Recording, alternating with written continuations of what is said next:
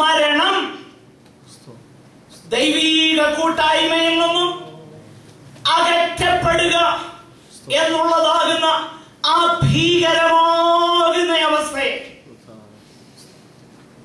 മുന്നിൽ കണ്ടുകൊണ്ടാണ് സമ്പൂർണ്ണ മനുഷ്യൻ എന്ന നിലയിൽ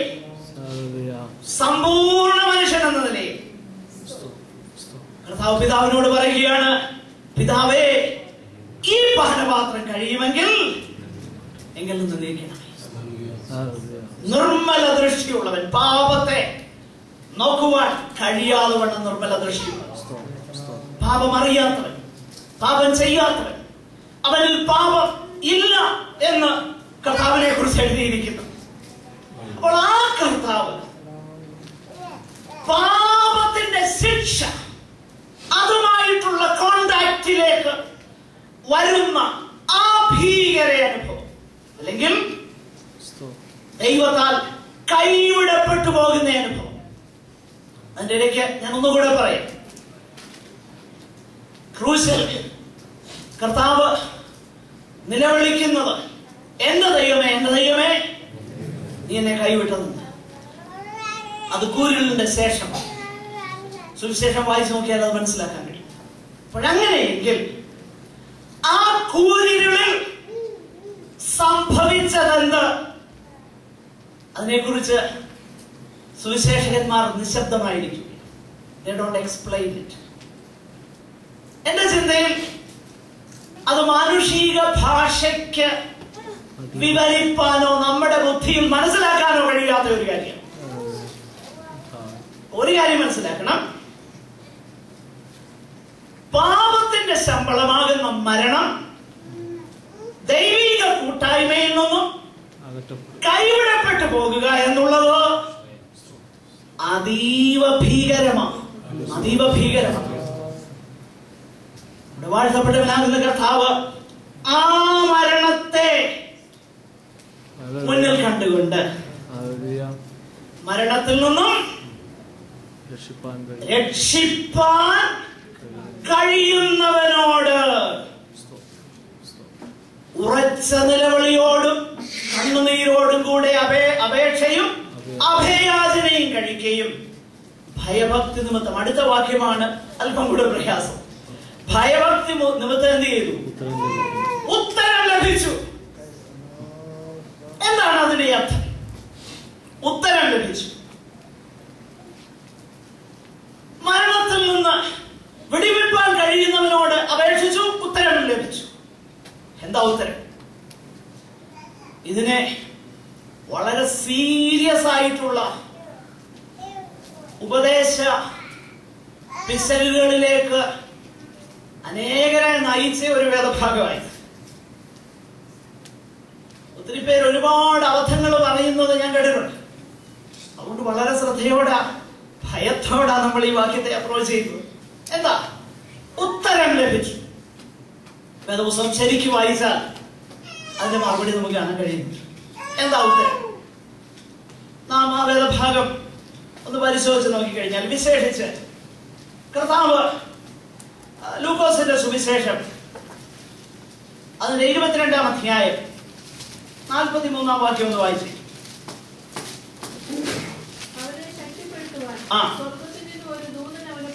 നോക്കുക, നമ്മൾ വായിക്കുന്നത് കർത്താവിന്റെ, അതിന്റെ മുകളിലുള്ള വാക്യം ഒന്ന് വായിച്ചേ. അതിന്റെ താഴെ അടുത്ത വാക്യം.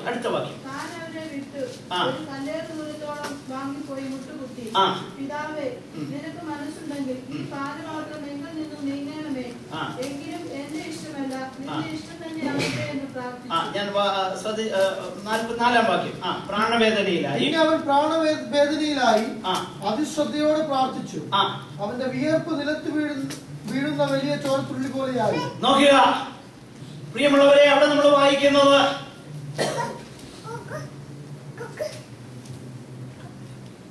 ആ അനുഭവത്തിലേക്ക് കടന്നു വന്നപ്പോൾ മുകളിൽ നമ്മൾ വായിക്കുന്നു, ഒരു ദൂതൻ വന്നിട്ട് എന്ത് ചെയ്തു?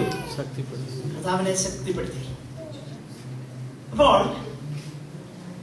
പ്രാർത്ഥനയുടെ ഉത്തരം കർത്താവിന് ലഭിച്ചു എന്ന് എബ്രായ വിശ്വാസികളോട് പറയുന്നത്, അതിന്റെ അർത്ഥം ഇതാണ്: കർത്താവ് പ്രാർത്ഥിച്ചു, ഉത്തരം കിട്ടാതിരുന്നില്ല, കിട്ടി.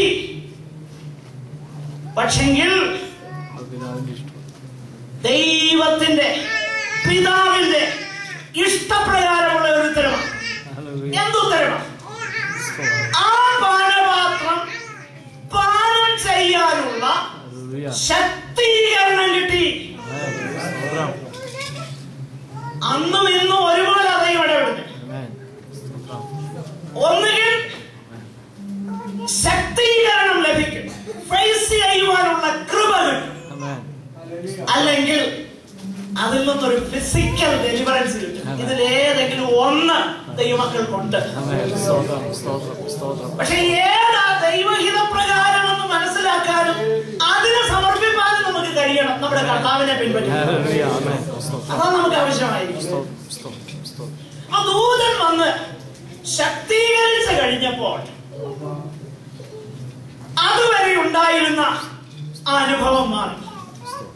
നമ്മുടെ യോഹന്നാന്റെ സുവിശേഷം വായിച്ചു നോക്കിക്കഴിഞ്ഞാൽ, 18-ാമത്തെ അധ്യായം വായിച്ചു നോക്കിക്കഴിഞ്ഞാല്, മഹാപുരോഹിതന്മാര് പടയാളികളോടൊപ്പം വന്ന് കർത്താവിനെ അറസ്റ്റ് ചെയ്യാൻ തുടങ്ങിയപ്പോ പത്രോസ് എന്ത് ചെയ്തു? വാളൂരി വെട്ടിയുണ്ടായ കർത്താവിന്റെ മറുപടി, ആ വാള് പുറയിലിടുക. എന്നിട്ട് അടുത്ത വാക്ക്, പിതാവ് എനിക്ക് തന്ന പാനപാത്രം കുടിക്കേണ്ടതല്ലയോ? മനസ്സിലായോ? ഉത്തരം കിട്ടി. ഉത്തരം കിട്ടി. അതാ ഉത്തരം. പിതാവ് എനിക്ക് തന്ന പാനപാത്രം ഞാൻ കുടിക്കേണ്ടതല്ലയോ? കർത്താവ് ഉത്തരം കൊടുത്തു. അതാണ് ഉത്തരം കിട്ടി. എന്നാ കുറച്ച് കഴിഞ്ഞ് അക്ഷരീകമാകുന്ന ഉത്തരം കിട്ടി. എബ്രായലേഖനം 13-ാം അധ്യായം അതിന്റെ 20-ാമത്തെ വാക്യം ഒന്ന് വായിച്ചു. എബ്രായർ 13:20.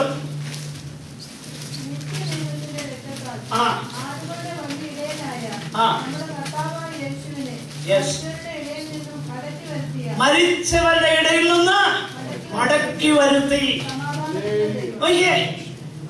അപ്പോൾ കർത്താവിന് ഉത്തരം കിട്ടി എന്നുള്ളത് അങ്ങനെ തന്നെ വിശ്വസിക്കണം.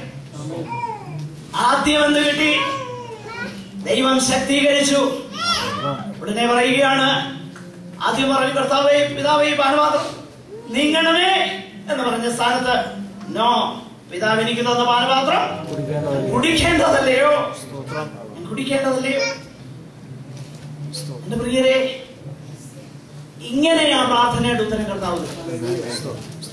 മനസ്സിലായോ? അങ്ങനെയുള്ള മറുപടി ലഭിക്കാൻ നമ്മൾ താല്പര്യപ്പെടാറുണ്ടോ? നമുക്കെപ്പോഴും വിടുതലാ വേണ്ടി. എന്നാൽ ദൈവഹിതപ്രകാരം, പിതാവിന്റെ ഇഷ്ടപ്രകാരമുള്ള ഒരു വിടുതൽ നമ്മൾ ആഗ്രഹിക്കാറുണ്ടോ? വിശ്വാസികളോട് അതാ പറയുന്നു. Look at Jesus. ആ ഗെത്സമനയിലോട്ട് നോക്ക്. അങ്ങോട്ട് നോക്കി കഴിയുമ്പോ നിങ്ങളുടെ ഈ പ്രശ്നങ്ങള് എങ്ങനെ തരണം ചെയ്യാമെന്ന് ദൈവം നിങ്ങളെ പഠിപ്പിക്കും. അതുകൊണ്ട് ഇന്നുള്ള ദൈവജനവും കർത്താവിലേക്ക് നോക്കിയാ വേണം, മറ്റു പലതിലേക്ക് നോക്കാതെ കർത്താവിലേക്ക് നോക്ക. നാം ഇത് വളരെ വ്യക്തതയോടെ മനസ്സിലാക്കി താഴോട്ട് വായിക്കുന്നത്, അവിടുത്തെ ഭയഭക്തി നിമിത്തം എന്ത് ചെയ്തു? ഉത്തരം കിട്ടി. കർത്താവിന്റെ ഭയഭക്തി. അപ്പോൾ പ്രാർത്ഥിക്കുമ്പോൾ അങ്ങനെയുള്ളതാകുന്ന ആ അനുഭവങ്ങളൊന്നും അതിന്റെ ഒരു ലേശം പോലും നമുക്ക് വരാറില്ല. ഇപ്പൊ എബ്രായ വിശ്വാസികൾ കടന്നു പോകുന്ന ആ പ്രശ്നങ്ങളുമായിട്ട് നമ്മൾ കമ്പയർ ചെയ്ത അവിടെയൊക്കെ എന്നാ പ്രശ്നങ്ങളൊന്നുമില്ല. ഇത് വരുമ്പോ തന്നെ നമ്മള് ആകെപ്പാടെ അങ്ങ് പ്രയാസപ്പെടും. എന്നാൽ നമ്മൾ മനസ്സിലാക്കണം, കർത്താവിനെ നോക്കണം. മഹാപുരോഹിതനായ കർത്താവിനെ നോക്കുമ്പോൾ ഈ കാര്യം നമുക്ക് വളരെ വ്യക്തതയോടെ മനസ്സിലാക്കുവാനായി കഴിയും. ആകട്ടെ, കർത്താവ് പിതാവിന്റെ ഇഷ്ടത്തിനായി തന്നെത്താൻ സമർപ്പിച്ചു കൊടുത്തു. A submissive priesthood, humbly